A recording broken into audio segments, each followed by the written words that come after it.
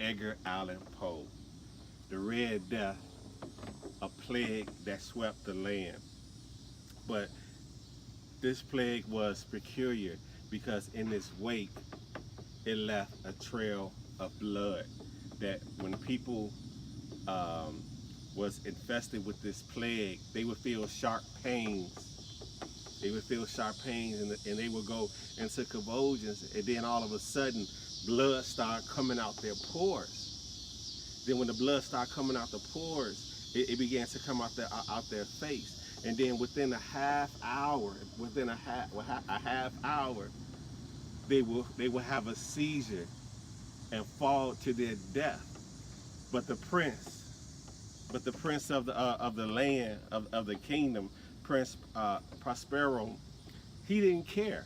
He didn't care about the plague ravaging his land, or you know what I'm saying, or the population dying off. So what he did, he called his talented 10th, his friends, to come inside the Great Wall, so they will be protected from the plague. So they enjoy festivities, and then he threw a ball in his great hall. But this great hall, it wasn't like normal great halls, because normally great halls, they're long, they're just long. But he was a genius. Even though he was sinister, he was a genius. And what the prince did, he made 7 rooms out of the hall, and he made it turn so that when they go into a one room, they will have to turn and go through a narrow hall. But the prince he was so he was intelligent, and he loved colors, so he made one hall orange, white, velvet, blue. Then the 7th one was a black velvet. So once you go into these different rooms, they would have they would have draperies of the same color, but it wasn't really lit. So it was a brazen fire in the middle of each hall, the only thing that was giving off light. But in the black velvet hall, it wasn't that much light, so a lot of people were scared to go into that hall. Also in that hall, in the 7th hall, there was this huge, gigantic clock with a swinging pendulum.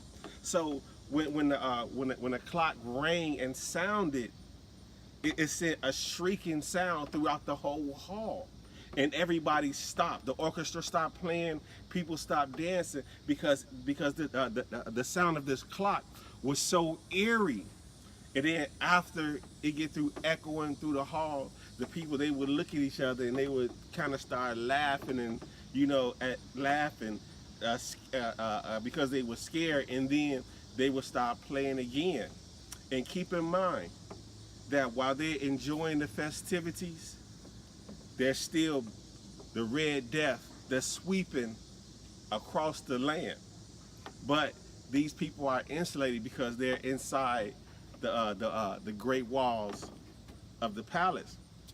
So the king throws another mass banquet, and what he does, he rearranges the halls. So even though these things it seemed scarce, but the people were gay. They were happy because they had each other, and they was eating, being merry, and also they didn't have to worry about the back death that was going outside in the halls. So this one ball, they noticed as they was going through the room, this mass image, this mass figure, and people wouldn't go inside of it.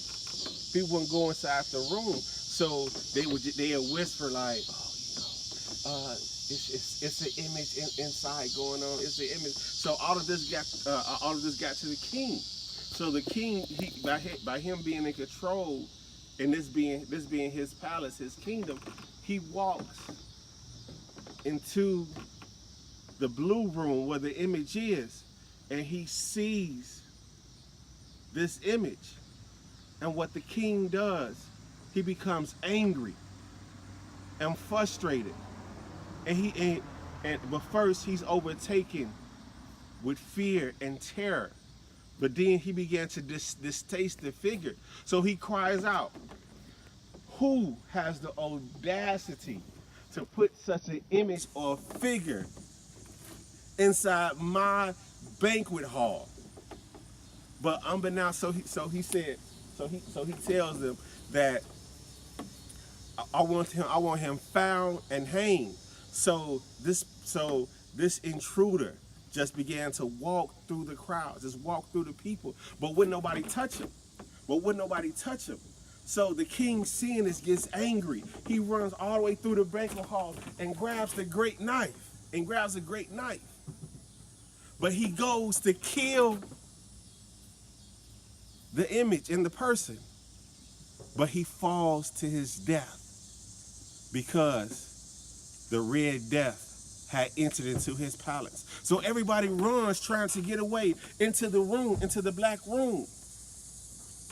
But they all begin to just die and fall because the Red Death had visited them in the black velvet room.